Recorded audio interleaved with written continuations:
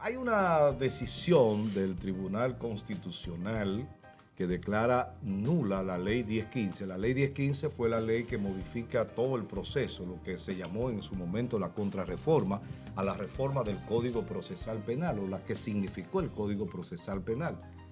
Ese es un tema muy técnico, muy profundo, y para eso hemos buscado dos expertos, especialistas y conocedores y que están encima del proceso permanentemente.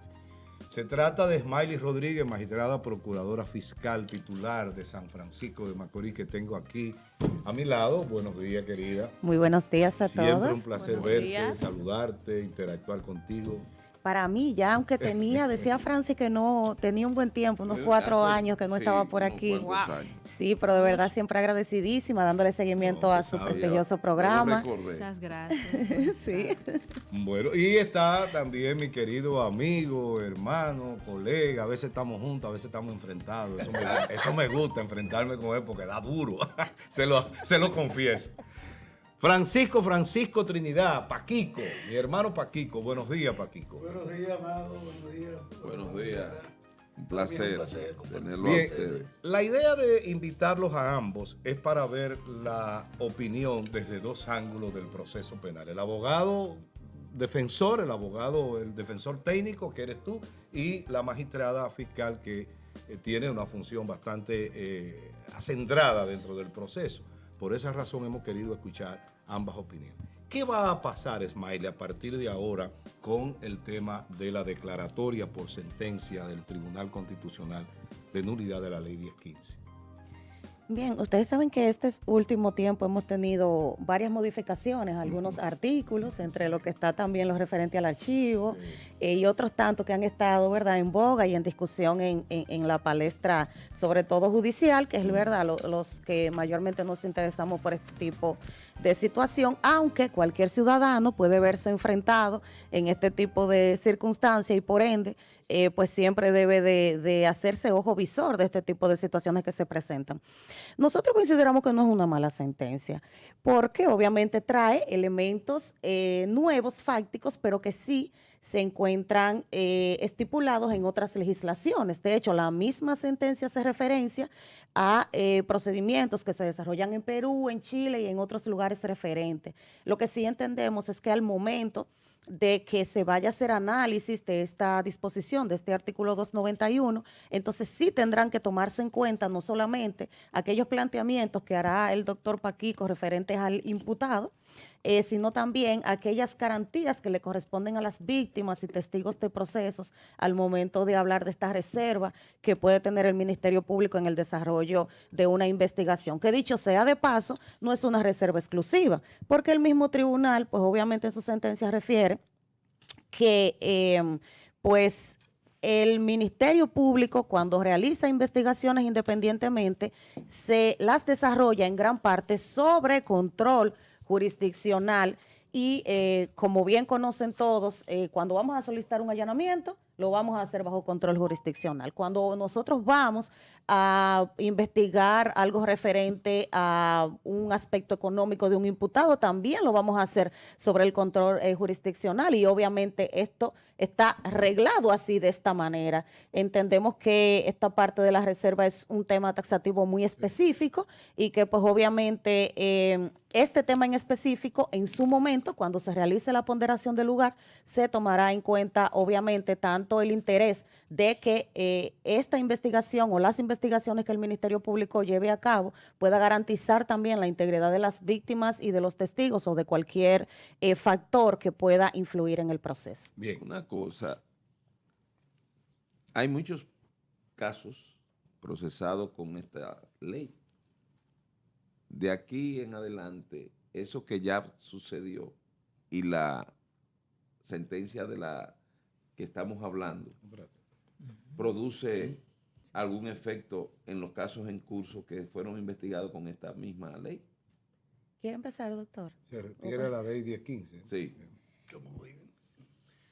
Pues buenos días. Yo, mire, voy a comenzar respondiendo la pregunta que hace Francis. No pasa nada.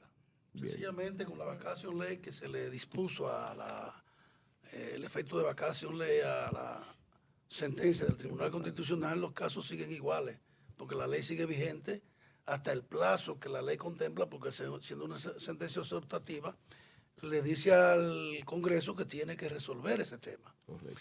Pero entrando ya en lo que sería mi visión o posición con relación a esta sentencia, yo creo que es excelentemente buena.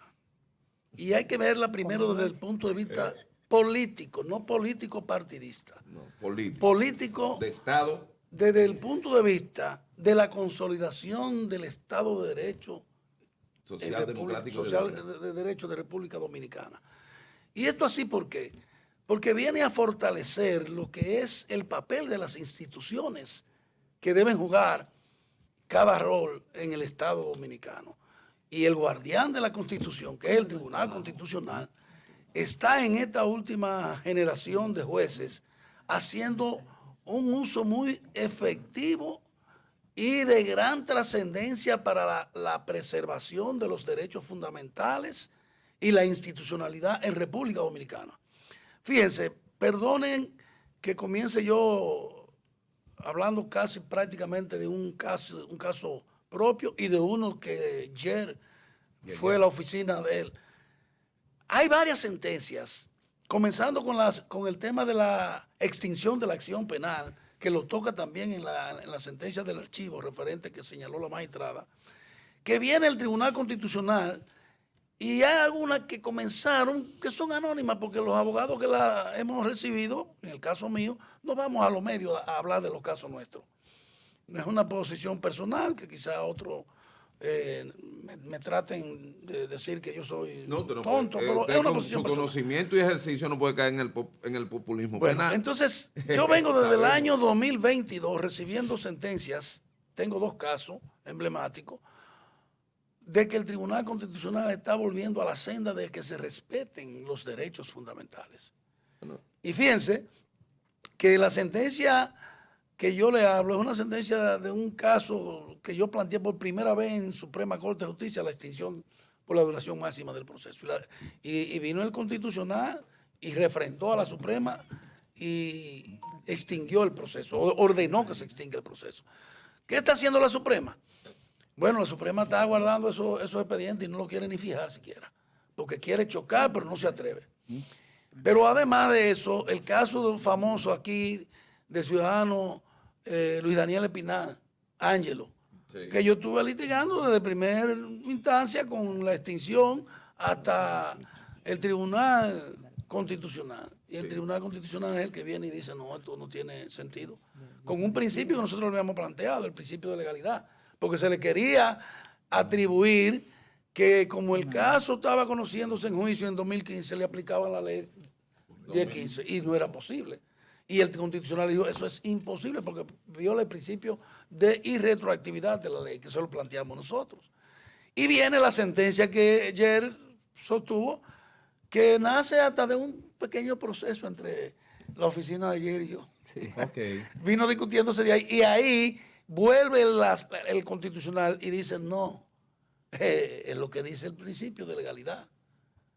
La Constitución, la ley 1015 estableció unos plazos y eso hay que respetarlo. El plazo razonable aquí no es donde no hay no plazo, es el que está establecido en la ley. Y el Constitucional está haciendo un uso sumamente efectivo de su función de garante de la Constitución y de sus derechos. La sentencia de Yerjan del Tribunal Constitucional, del que procuró Yerjan con respecto al archivo provisional, hoy recibe paralelo una decisión del tribunal con la ley que él actuó, aunque tenga el vacation. Esto tiene una connotación importante del ejercicio jurídico del tribunal. Y aunque yo tengo mis reservas porque la composición del Constitucional, lo más importante es que nosotros lo auspiciemos, es decir, que el país lo encuentre en el cumplimiento real de la constitucionalidad del país. Bien. Porque cuando ha pasado un Milton Rey Guevara y con una sentencia ya de origen, desde su origen 2011 a la fecha, la comparación a veces me preocupaba. Bien. Sí. Tú tienes una pregunta. Sí, con relación al tema del archivo, y obviamente no estamos hablando de casos particulares acá en los tribunales, sino de lo que tiene que ver con la parte jurisprudencial. La opinión de ustedes, quizá la magistrada obviamente apegada a lo que tiene que ver con lo que ya está establecido, hemos decidido atacar el tema de que un imputado no pueda defenderse de un archivo provisional entendiéndose inocente. De hecho, es una visión que han compartido, por ejemplo, otros juristas, como es el caso de María Pilar Zuleta, que dice que un imputado sí tiene el derecho, debería tener el derecho de objetar un archivo provisional cuando entienda que es inocente y cuando cree que puede conseguir ganancia de causa en la audiencia preliminar. Además de eso, también el tema del plazo. La duración máxima del proceso en la República Dominicana es de 4 años, pero es peleando en el tribunal. Es decir, primera instancia, apelación y Suprema Corte de Justicia. Y mucho por ejemplo, que lo casación. aprovecha el señor Paquico. Exacto. Entonces, ese plazo de 4 años, pero es peleando. El archivo provisional está durmiendo, está en un estado, por ejemplo, de inercia. Entonces, la opinión de ustedes respecto tanto de la oportunidad que tenga el imputado de objetar y luego entonces sobre la extensión del plazo para el archivo provisional. Desde mi óptica, por eso establecía que no es una mala decisión, ¿verdad? Es una decisión que hacia lo externo, y hablando de la original, y además con la que tenemos reciente en torno al archivo, se siente como que puede lesionar parte del desarrollo de lo que realiza el Ministerio Público, las víctimas o el propio imputado. Sin embargo, esto es un tema importantísimo, como bien agotaba el doctor Paquico, que esta nueva camada de jueces han estado realizando unos planteamientos y unas evaluaciones bastante interesantes y que pues llevan a hacer nuevos análisis, inclusive a través de comparaciones de otras legislaciones sobre cómo estamos accionando. Y bien son conocedores, mi querido maestro, el doctor Paquico, Francis y otros tantos, que desde la reforma del código ya se hace necesario nuevas verificaciones y nuevas observaciones al respecto, porque obviamente la sociedad se va dinamizando y asimismo la justicia debe de ir evolucionando. Y en ese sentido, parte de estas evaluaciones que tenemos que hacer ahora es referente a el amor judicial con la que contamos, el tiempo que se toman los procesos y entonces crear mejores dinámicas para que nosotros podamos pues resolver los casos a mayor prontitud, porque al final de cuentas la sociedad siente mayor la justicia o siente que se ha hecho justicia cuando esta justicia es oportuna. No cuando se da en momentos posteriores. Ahora bien, la oportunidad de la justicia es un tema que depende de muchos actores del sistema de justicia. Y hacía yo aquí en modo de chanza de muchos actores, porque verdad, tenemos actores que hábilmente, cuando ven que no procede el archivo y que la acusación está completa, entonces agotaran otro tipo de procedimiento a los fines de poder, ¿verdad? Aligerar la carga del imputado. Y pues obviamente todos estos rejuegos judiciales que todos tenemos que tratar de llevar a cabo, obviamente procurando lo que cada uno de nosotros representa y a quienes desea pues garantizar la integridad, en el caso del Ministerio Público, de las víctimas o personas lesionadas y de la sociedad en sí como representante, pues obviamente uno de los temas fundamentales es la duración de los procesos y las circunstancias que se dan a lo interno del proceso, que además conllevan, en virtud de las garantías que se le deben otorgar a los imputados para el conocimiento de las audiencias y demás. Y en lo que tiene que ver con el segundo aspecto que usted plantea, referente a la posibilidad que tienen o no, y no me dejará mentir el maestro Amado, que verdad es formador nato de básicamente toda la Cámara de Ministerios Públicos actuales en el país. Sí. Lo que pasa es que el archivo es un medio y una decisión del Ministerio Público. Y entonces el archivo tiene varias causales y dentro de esta inclusive está si no ha podido reunir al momento de la presentación del acto conclusivo el total de pruebas. No se pudiese obligar al Ministerio Público a presentar un total de pruebas solamente con el que cuenta cuando es la misma disposición del artículo que conlleva la posibilidad de archivarlo provisionalmente hasta tanto pueda recolectar esta prueba. Entonces, esto también son garantías de derecho, no solamente del imputado, sino también de las víctimas y de la sociedad, que es la que representa el Ministerio Público. Por eso decimos, son decisiones acertadas en cuanto a que deben ser evaluadas, pero en su momento, cuando esta evaluación se haga a través del Congreso y demás, pues obviamente tenemos que hacer la ponderación de derechos adecuada para que no solamente se garanticen los derechos del imputado, que en los últimos años nos hemos concentrado mucho en los derechos del imputado. También tenemos que ver, sobre todo cuando ustedes forman parte de los querellantes, los derechos de las víctimas que se ven involucradas en estos hechos y de la misma sociedad que nos observa. Mira, yo pienso que la sentencia es bastante importante y es buena, aunque tú te la consideraste un poquito pírrica. Porque lo primero es que comienza a tratar un tema que estaba en el limbo. O sea, un archivo que no tenía fecha. Y ya obliga, y esta vacación de esa ley con vigencia va a hacer que el Congreso comience a pensar en eso, a que eso tiene que tener un límite. Y yo creo que sí, el archivo provisional tiene que tener un límite. ¿De cuánto sería para usted? Yo pienso que no más de un año. Un año. No más. Estamos de acuerdo. No más de un año, porque yo Es pienso... decir, un periodo parecido al de la investigación más larga. El procedimiento preparatorio. Entonces, se supone que usted tiene un año para preparar su proceso, para hacer su investigación, para todo eso. Entonces, la investigación te forzan a 3 meses a tú presentar acusación. Bueno, pues dame la oportunidad, además de la prórroga, de yo poder archivar esto mientras necesito más tiempo. Y miren, esto no lo digo por un tema... Podría ser una estrategia. Claro, estrategia. Sí, no lo digo solamente por el tema que estamos el tratando mismo ahora. periodo Es la para experiencia. El Ministerio pedir un Público nuevo plazo. necesita en algún momento tener un espacio de tiempo que no lo force a tener que presentar una acusación sin haber podido dándose la oportunidad de hacer otras indagatorias. Y el plazo de los 3 meses es muy corto. Muy Y hasta corto. los 2 meses también para eso. Y miren, voy a hacerte un caso que nunca quise hablar de él hasta que no terminó, que fue el caso de la Marizán. Que una vez vine aquí, precisamente después le dije a los muchachos, cuando termine yo voy. Pero yo mientras tengo un proceso no me gusta hablar de los procesos en los medios. Y Amado jugó un rol importante ahí junto con el fiscal en aquel momento. Si a nosotros nos hubieran dado la oportunidad de declarar complejo ese proceso, hubiera quedado mucho más evidenciado lo que quedó. Y con otros actores involucrados. Porque Amado estaba haciendo una conexión ya con el jefe en ese momento, Guillermo Malfermín, porque había un asunto de gente que tenían guardaespaldas manejando parte de lo que fue esa manipulación de esa muerte. Pero ¿y cómo lo decíamos? Pues con palabras.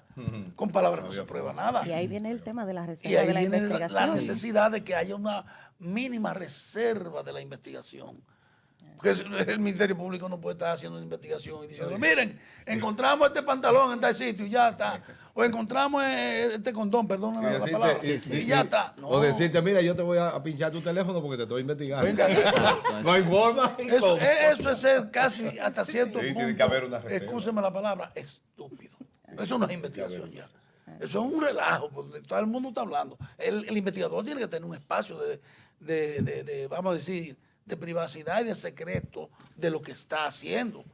Porque es una lucha entre una persona que se está considerando acusada y tiene unos derechos, y entre otra persona que representa a la sociedad que está haciendo una investigación y está buscando que se haga justicia y que se responda a ese tema. Pienso que ahí el tribunal fue un poquito muy lento, muy parco. Y vuelvo al tema que decía Amado y decía la magistrada Smiley, es que eso es una facultad del Ministerio Público. Tú sabes que yo luché mucho. Las facultades, Sí, claro, tú eso. no puedes pretender juzgarla. No, las facultades no se juzgan. Tú sabes que yo luché mucho Es con una atribución. fiscalía, Paquico, que para presentar el archivo primero iban donde el juez. Sí. ¿Te recuerdas? Eso Pasaba no, por el eso no juez. tiene- Señor, eso no es así, tiene que ser de esta Es una forma. facultad. Era un pleito. Es que Miren, es una facultad. una pregunta a ambos. Voy a coger el turno de Carolina, que no está en él. Ella No, le estoy por escuchando. su condición de no abogada. Pero bueno, el tema aquí es el siguiente. ¿Qué cosa debe de desaparecer de la ley 1015 cuando el Congreso se disponga a preparar una nueva ley? ¿Y qué cosas deben estar en esa nueva ley indefectiblemente desde el punto de vista tanto del Ministerio Público como de la defensa? Dame la oportunidad a mí, Adelante. y voy a parecer conservador en esta materia.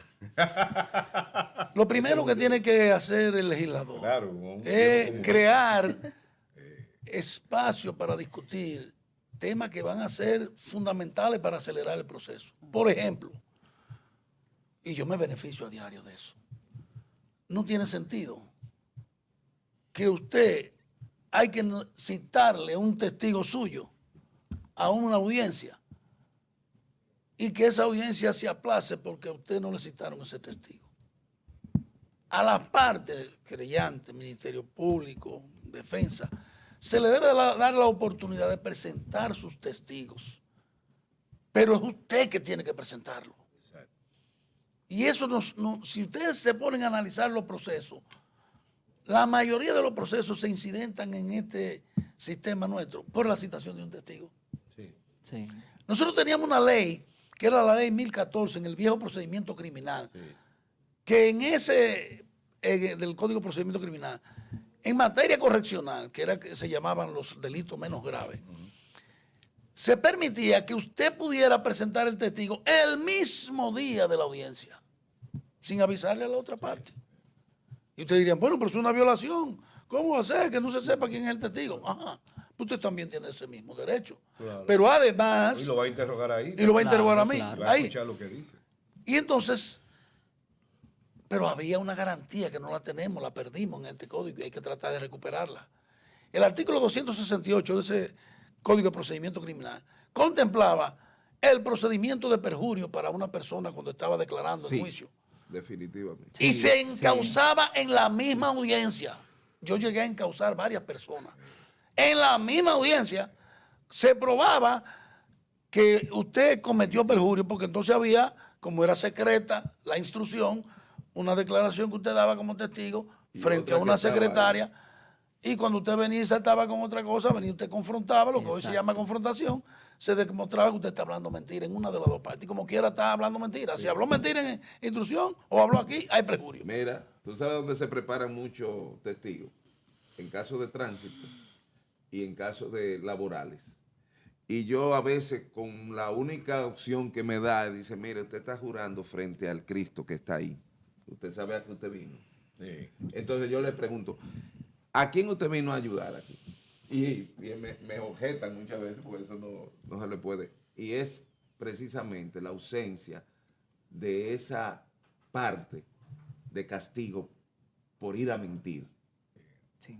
Pero mire, eso hay déjame que terminar darle. un punto. Pero eso y otras cosas más no van a cambiar si nosotros, los operadores del sistema, no cambiamos. Porque es un tema cultural también. Sí. Señores, aquí, si ustedes no se han dado cuenta, es porque no han querido, la prisión preventiva, la ciudadanía ya la ha asimilado como una pena. Sí. Sí. Y los abogados también. Sí, sí, sí. Y salen contentos, aplaudiendo y voceando cuando le dan prisión preventiva. Y salen voceando, diciendo asesino y de todo cuando lo ponen en sistema libertad. adversarial Sí, que, exacto. se O sea, modeló con tanta lujuria de derecho y demás, de ir a asistir a un caso en libertad. Eso no se ve en la parte. Tenemos más presos preventivos. ¿Qué Lo hablamos opina? esta mañana. ¿Qué opina el sistema Ministerio penitenciario Público? debe empezar por ahí. ¿Qué opina el Ministerio Público de lo preguntado? Sí, vamos a, bueno, estamos de acuerdo en cuanto a que uno de los temas que tenemos que obviamente mejorar y que tiene gran oportunidad de mejora es el tiempo en el que se desarrollan los procesos. Difiere un poco de la parte del doctor en cuanto a que, por ejemplo, en cuanto al archivo sea un año. Precisamente porque, por ejemplo, si hacemos legislaciones comparadas o vemos otro tipo de desarrollo judicial en países como Estados Unidos, se desarrollan investigaciones inclusive hasta 50 años después. No es que lo vamos a dejar abierto, porque verdad, Latinoamérica y el código iberoamericano que nosotros tenemos no permite que lo dejemos abierto y esa es una de las grandes discusiones que tiene actualmente el Constitucional. Pero sí debe de existir un radio de tiempo, al igual que lo existe para el conocimiento de los procesos, que permita desarrollar ciertas diligencias adecuadas. Inclusive por lo mismo, y aquí sí me uno al discurso del doctor Paquico, en lo que tiene que ver con la debilidad del sistema para la protección efectiva en cuanto a la víctima. Y volvemos a recaer porque nosotros somos representantes innatos de la sociedad y de las víctimas. Y esta es otra oportunidad de mejora, no solamente el plazo de lo que tiene que ver con el desarrollo de los procesos, que es cierto que a veces amañado por los mismos actores o por circunstancias que se pueden presentar en el desarrollo de los procesos, como citaciones, como temas del estado de salud de una de las partes y demás, que obviamente conlleva el retraso inequívoco del proceso, pero fundamentalmente porque nosotros necesitamos mejorar no solamente desde la ley, sino también de manera práctica todo lo que tiene que ver con esa protección integral a las víctimas. Recuerden que nosotros tenemos previsto que debe de existir este programa de protección a víctimas y testigos que nos puede garantizar como Ministerio Público que pues no solamente dentro de esas reservas, sino también que nosotros podamos proteger de manera amplia una de las partes que es la más vulnerada. Y sin embargo, en muchas ocasiones de manera fáctica no se puede lograr de manera asertiva. Entonces, este es otro de los puntos de mejora que tenemos pendientes. Magistrada, en ese aspecto usted cita, por ejemplo, a Estados Unidos. Sin embargo, normalmente en Estados Unidos hacen una investigación previa sin perseguir a la persona. Hacen una investigación y cuando ya tienen recaudadas todas las pruebas, entonces directamente mueven la parte penal en contra del ciudadano. Aquí primero apresamos, conocemos medida de coerción y luego entonces investigamos. Parecería ser así. No, porque realmente esta es la gran discusión del 291. Es la investigación que el Ministerio Público y de esta sentencia del Constitucional. Es esta investigación previa que el Ministerio Público ha realizado y ha llevado a cabo y si ha tenido o no un control que permita que el imputado pueda tener una defensa efectiva en el momento en el que lo realiza. Pero ¿qué es lo que hemos establecido? ¿Y por qué le decimos como Ministerio Público que indefectiblemente no es tan gravosa, sino que es verificable al momento de que se haga la evaluación de la norma? Porque es que el Ministerio Público, independientemente, cuando realiza diligencias investigativas básicas de todos los procesos, tiene un control jurisdiccional y la sentencia es directa al establecer que cuando el Ministerio Público ha hecho partícipe ese control jurisdiccional, no existe ninguna deficiencia, no existe ninguna ilegalidad en la toma de esa evidencia. Ejemplo, y lo refiere a la sentencia casi en su parte infine. El Ministerio Público va a allanar. Es una diligencia investigativa que no es de conocimiento del imputado, porque obviamente si el imputado la conoce, pues no existe la posibilidad de que el Ministerio Público pueda obtener la diligencia que desea realizar. Ahora bien, esta diligencia no es de conocimiento del imputado, pero sí se encuentra bajo el control jurisdiccional, porque ¿quién autoriza el allanamiento? El juez. Y ha tomado en cuenta los parámetros establecidos. El Ministerio Público solicita un arresto, pero el Ministerio Público no le va a decir al imputado. A veces se molestan cuando me hacen preguntas directas de caso y yo siempre, y como hija de... Sí, de culebrea. Eso es parte de la investigación. Eso es parte de la investigación y no es público a tercero. Sí. Y los muchachos, sobre todo de prensa abierta, siempre me dicen, pero usted no me dice esa parte. Sí, pero es que si yo te la digo, le estoy dando el dato al imputado y no lo puedo hacer, porque entonces estoy dañando el proceso. No, siempre debo de respetar como Ministerio Público, poder informar a la ciudadanía, pero con el respeto del proceso, porque no es el sensacionalismo lo que gana, sino el cuidado debido que se le pueda dar al proceso. Investigas parte de información que no afecte, perfecto, nosotros tenemos una obligación de comentarla a la ciudadanía para que tenga conocimiento, pero elementos internos de la investigación que afecten o que puedan desviar la atención de esa prueba, nosotros no debemos darla a conocer porque obviamente va a afectar. Entonces, en ese sentido, si nosotros tenemos un arresto, el Ministerio Público, bueno, si coloca un se busca, la policía y demás, ya la persona sabe que va a ser arrestada o que está siendo buscada. Y este arresto no está bajo un control jurisdiccional, sí, porque es el juez que lo ha dado. Realmente la sentencia lo que desea es que el Ministerio Público, cuando realice la investigación, ese espacio de reserva para la toma de la muestra, pues posteriormente o pueda documentarla, y así lo establece la sentencia, en un documento íntegro que, por ejemplo, en los casos de declaratoria de los imputados está contenido en la información que se le ha levantado al imputado conjuntamente con su representante legal, o en su defecto que lo someta al control jurisdiccional para que desde un inicio este juez tenga control de las incidencias de esa investigación. Entonces, por eso reiteramos, consideramos que es una gran sentencia y que lo que trae a colación es ciertos aspectos dinámicos que realizamos constantemente, que serán limitativos porque todos los que les referimos pasan por el borde del control jurisdiccional y solamente debemos de ver qué oportunidades de mejora con legislaciones comparadas podemos realizar. Bueno, nosotros agradecidísimos de ustedes dos porque la verdad que esta es un encuentro que debió tener más tiempo, ¿verdad? Sí, sí, ¿Qué tú claro, crees? claro. Porque tenemos dos especialistas en el tema y dos visiones desde el punto de vista del proceso penal. Gracias, Paquico. Gracias, mi querida magistrada e hija. Sí, pues esa muchacha es casi hija mía. Hija suya de Bueno, señores, nosotros terminamos por hoy el programa. Ya regresamos.